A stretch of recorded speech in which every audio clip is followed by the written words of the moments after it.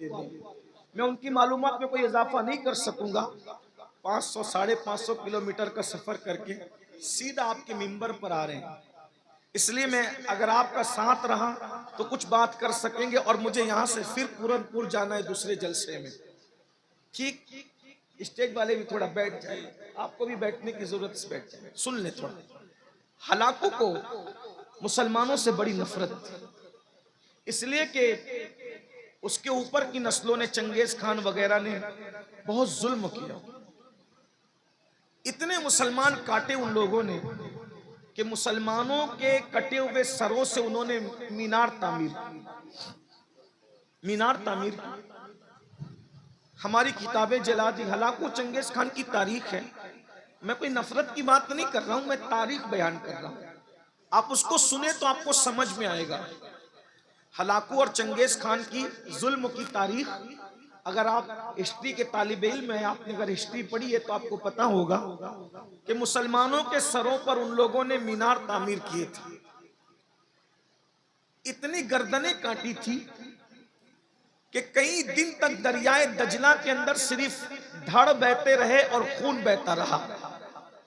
اتنا قتل عام ہوا بغداد کی سرزمین پر مسلمانوں کا کہ کئی دن تک دریائے دجلہ میں جو دھڑ اور خون بہ رہے تھے تو دجلہ کا پانی سرخ ہو گیا تھا. ڈاب کا، تالاب کا پانی سرخ ہونا سمجھ میں آتا ہے، لیکن بہتا ہوا پانی کتنا خون اس میں آیا ہوگا کہ بہتا ہوا پانی خون میں تبدیل ہو گیا، سرخ ہو گیا. لیکن ہلاکو کی موت بیان کرنے سے پہلے میرے ذہن میں ایک بات پھر آ رہی ہے کہ آخر اللہ ہلاکو اور چنگیز خان جیسے ظالم مسلمانوں پر کب مسلط کرتا ہے اور کیوں مسلط کرتا ہے. یہ بات یاد رکھنا، مسلمانوں پر اللہ ظالم کبھی مسلط نہیں کرتا، کیونکہ وہ اپنے بندوں سے 70 ماہوں سے زیادہ پیار کرتا ہے. جب مسلمان بگڑتے ہیں، جب مسلمان آوارہ گردی کرتے ہیں، جب مسلمان پاپ کرتے ہیں، جب مسلمان اللہ کی نافرمانی کرتے ہیں، جب مسلمان مسجدوں کو ویران کرتے ہیں. سرکار غوث پاک نے جب پردہ فرمایا، غوث پاک کے پردہ فرمانے کے بعد مسلمان بگڑے. بغداد کے مسلمان خاص طور پہ بگڑے. بہت دولت دی اللہ نے، بہت مال دیا اللہ نے، بہت قوت دی اللہ نے، بڑی حکومت دی اللہ نے. تو مسلمان کیسے بگڑے؟ اللہ کو چھوڑا، اس کے رسول کو چھوڑا، قرآن کو چھوڑا، دین کو چھوڑا. ایک ایک مسلمان اتنا پاپی ہو گیا تھا کہ 300 لڑکیاں اس کے گھر میں گانا گانے والی تھی اور 800 لڑکیاں اسے شراب پلانے والی تھی. مسلمان سوتے تھے تو سرانے شراب کے مٹکے رکھ کر کے سوتے تھے، عیاشیاں کرتے تھے، آوارگی کرتے تھے. اچھی طرح یاد رکھنا مسلمانوں، جب تم اللہ کے ساتھ بغاوت کرتے ہو تو اللہ کی تلوار اٹھتی ہے. اور اللہ کی تلوار کیسے اٹھتی ہے؟ اللہ تم پر ظالم مسلط کرتا ہے. نام ان کا ہلاکو ہو، چنگیز ہو، لیکن کردار سب کا ایک ہی ہوتا ہے. نام بدلتے رہیں گے لیکن کردار وہی رہے گا.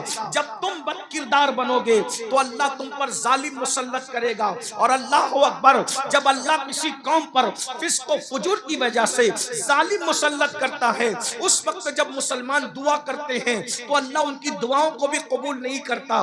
آج آپ کہہ رہے ہیں فلسطین میں یہ ہو رہا ہے، وہاں وہ ہو رہا ہے، وہاں وہ ہو رہا ہے، وہاں وہ ہو رہا ہے، ہر جگہ تم پہ ظلم ہو رہا ہے. میں اس وقت ظالموں کو کچھ نہیں کہوں گا، لیکن تم سے کہتا ہوں، بتاؤ کیا ہلاکو اور چنگیز کے دور کے مسلمانوں سے ہمارا حال کچھ مختلف ہے؟ جو وہ کر رہے تھے وہی تو ہم بھی کر رہے ہیں. اللہ اکبر، اللہ اللہ. پوری زندگی آج کا مسلمان مسجد کا زینہ فجر میں نہیں دیکھ پاتا، مسجد کا دروازہ نہیں دیکھ پاتا. بولو کتنے مسلمان فجر پڑھتے ہیں؟ اللہ اکبر. جلسوں میں ہزاروں ہیں اور فجر کی نماز میں انگلیوں پر گن سکتے ہو. یہ کیفیت ہے مسلمانوں کی. یاد رکھنا، کھاتے اللہ کا ہو، روزی اللہ دیتا ہے، رزق اللہ دیتا ہے. اللہ کے ساتھ بغاوت کرتے ہو. وہ قوت والا ہے، قوت والا.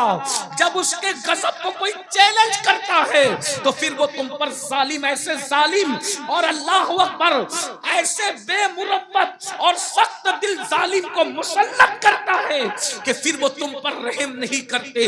لوگ رحم کی بھیک مانگتے ہیں مگر وہ رحم نہیں کرتے کیونکہ اللہ ظالموں کو مسلط کرتا ہے. اللہ اکبر. مجھے بتاؤ نماز پر ظلم کرنے والوں تم پر ظلم نہیں ہوگا, قرآن پر ظلم کرنے والوں تم پر ظلم نہیں ہوگا, دین پر ظلم کرنے والوں تم پر ظلم نہیں ہوگا. اللہ اکبر. امام حسین سے محبت کی بات کرتے ہو, مولا حسین نے کربلا میں دین کے لیے پورا گھرانہ لٹایا. کیا کہتے ہیں گھرانے کو؟ ارے گھرانہ کسے کہتے ہیں؟ جوان بیٹا لٹایا دین کے لیے, 6 مہینے کا معصوم لٹایا دین کے لیے, ان کی بیٹیاں بہویں بیوی اللہ اکبر بہنیں ان کے دوپٹے لوٹے گئے صرف اس لیے کہ ان کے دوپٹے لوٹیں گے تمہارا دین بچ جائے گا, ہمارا دین بچ جائے گا. ہم نے کوئی پرواہ کی؟ ہم نے تو خون حسین کو شربت اور کھچڑے پہ تولنے کی کوشش کی. یاد رکھنا اگر ایک چھوٹا سا گھروندہ کوئی بچہ بنائے اور اس کا باپ اس گھروندے کو توڑ دے تو بچہ بھی اپنے باپ سے ناراض ہو جاتا ہے, میرا بنایا ہوا گھروندہ کیوں توڑا, کیونکہ میں نے بہت محنت سے مٹی لائی تھی. بچے کے بنائے ہوئے گھروندے کو باپ لات مار کے توڑ دے تو بچہ بھی باپ سے ناراض ہوتا ہے کہ آپ نے میری محنت کو توڑ دیا. بتاؤ سنیو, جب تم امام حسین کے نام کے نعرے لگا کر مسجد کو ویران کرتے ہوں گے تو امام حسین کی محنتوں پر سوالیہ نشان کھڑا ہوتا ہوگا, تو کربلا میں امام حسین کتنا بے چین ہوتے ہوں گے. نہیں لگتا آپ کو؟ آپ کے بچوں کی محنت کو آپ گھروندے کی شکل میں توڑ دو تو بچہ تڑپتا ہے. امام حسین کے لاڈلے کی شہادت کو جب تم بھولتے ہوں گے, داڑیاں منڈا کر گٹروں میں پھینکواتے ہوں گے تو اس وقت امام حسین کے دل پہ کیا گزرتی ہوگی.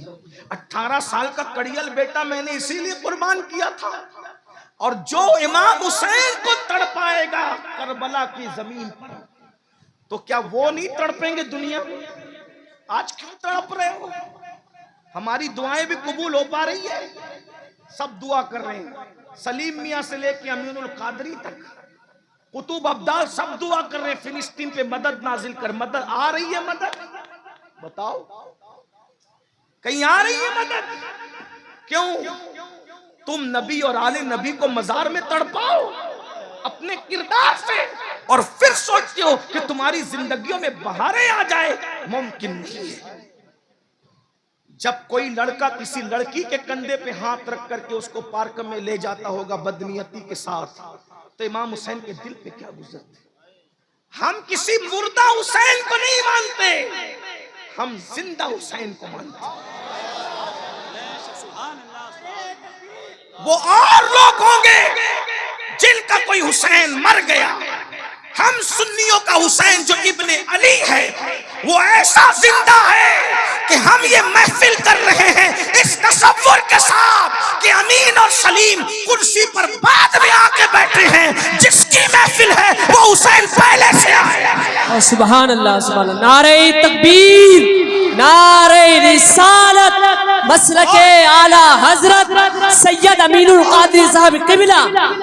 اور واللہ یہ میں کوئی لفاظی نہیں کر رہا ہوں, لے آؤ کسی آنکھ والے کو جس کو خدا نے دل کی آنکھ دی ہے, حسین کی جلوہ گری نہ ہو تو غلام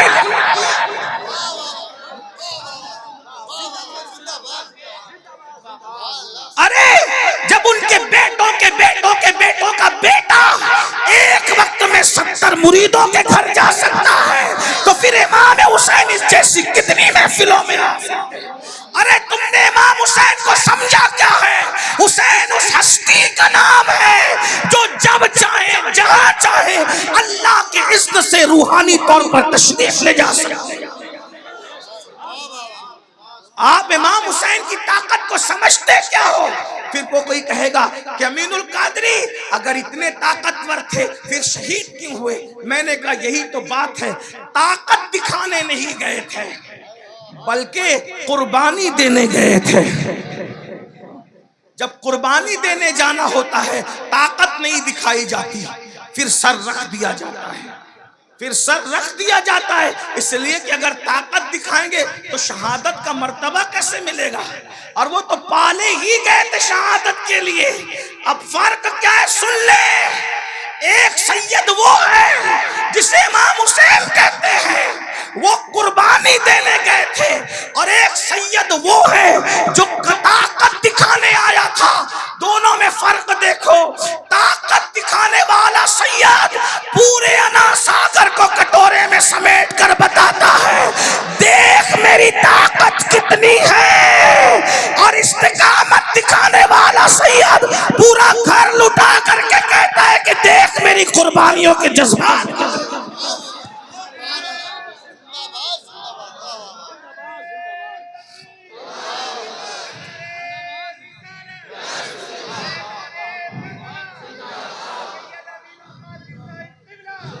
اور طاقت دکھا کر امام معین الدین غریب نواز نے ہمیں بتایا کہ جب بیٹے کی طاقت کا یہ عالم ہے تو میرے دادا کو تانا مت دینا کہ فرات نہیں لا سکے۔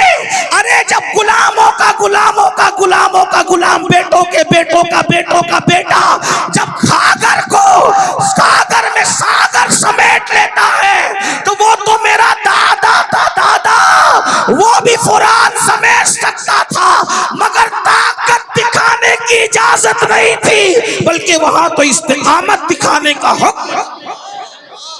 اس لیے کوئی تانا نہ دیا کرے، بلکہ امام حسین کا کام بھی نہیں تھا، وہ تو مولا علی اصغر بھی اگر چاہتے نا، وہ تو مولا علی اصغر بھی اگر چاہتے نا، مولا علی اصغر کربلا میں مٹھیاں کھولتے تھے بند کرتے تھے، کھولتے تھے بند کرتے تھے، کوئی نہیں سمجھ سکا یہ مٹھیاں کھلتی بند کیوں ہوتی ہے، کوئی نہیں سمجھ سکا۔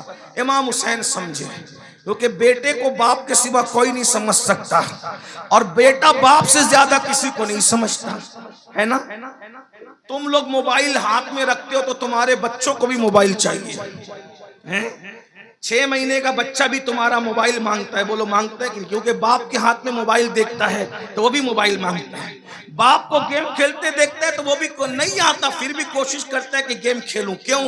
6 مہینے کا تمہارا بچہ باپ کو گیم کھیلتے دیکھے تو وہ بھی ادھر جاتا ہے، باپ کے ہاتھ میں موبائل دیکھے تو وہ بھی ادھر جاتا ہے، باپ کو ناچتے ہوئے دیکھتا ہے تو وہ بھی ادھر جاتا ہے، باپ کو سیریل دیکھتے ہوئے دیکھتا ہے وہ بھی ادھر جاتا ہے۔ لیکن میرے حسین کا لاڈلا 6 مہینے کا باپ کے ہاتھ میں تلوار دیکھتا ہے تو کہتا ہے مجھے بھی چاہیے، مجھے بھی چاہیے۔ جو باپ کے ہاتھ میں دیکھا وہ بچہ مانگتا ہے، بس فرق اتنا ہے تمہارے بچے گیم کے لیے موبائل مانگ رہے ہیں، ان کا بیٹا دین کے لیے تلوار مانگ رہا ہے۔ میں تو یہی کہتا ہوں، لوگ کہتے ہیں ہمیں علی سمجھ میں نہیں آتا، میں نے کہا سمجھنے کی کوشش بھی مت کرنا۔ جب 6 مہینے کا علی سمجھ میں نہیں آتا تو 63 سال کا علی تیرے سمجھ میں کیسے آتا؟ امام حسین نے تینوں بیٹوں کا نام علی اسی لیے رکھا تھا۔ جب یزید کے دربار میں قافلہ پہنچا تو امام زین العابدین سے پوچھا تیرا نام کیا ہے؟ کہا علی۔ کہا میں نے سنا کہ علی تو کٹ گیا، کہا اس کا نام بھی علی تھا۔ تو کہا کہ میں نے سنا وہ 6 مہینے کا علی وہ بھی کٹ گیا، کہا اس کا نام بھی علی تھا۔ تو یزید نے غصے میں آ کے کہا اور تیرے باپ کو علی کے سوا کوئی نام نہ ملا۔ تو امام زین العابدین نے کہا شکر کر وہ تو 3 ہی پیدا ہوئے، اگر ہزاروں بھی پیدا ہوتے تو میرا بابا سب کا نام علی رکھتا۔ نعرہ تکبیر، نعرہ رسالت، فیضان شہید آدم، مسلک اعلی حضرت، نعرہ حیدری۔ واہ واہ واہ، تینوں کا نام علی رکھا۔ کیا بات، توجہ ہے، نہیں ہے تو کوئی بات نہیں، لیکن اگر ہے تو پھر توجہ۔ تینوں کا نام علی رکھا۔ کیوں علی رکھا؟ کیونکہ انسان کی زندگی کے 3 دور ہوتے ہیں، انسان کی زندگی کے 3 دور ہوتے ہیں، جوانی، بچپنا اور ڈھلتی زندگی، بڑھاپا نہیں کہتا۔ اس لئے کہ جس کو بیان کر رہا ہوں وہ کبھی بوڑھا نہیں ہوا، کہ رسول اللہ نے اس کو جوان کہا۔ لا فتح الا علی، لا فتح الا علی، لا سیف الا ذوالفقار۔ علی جیسا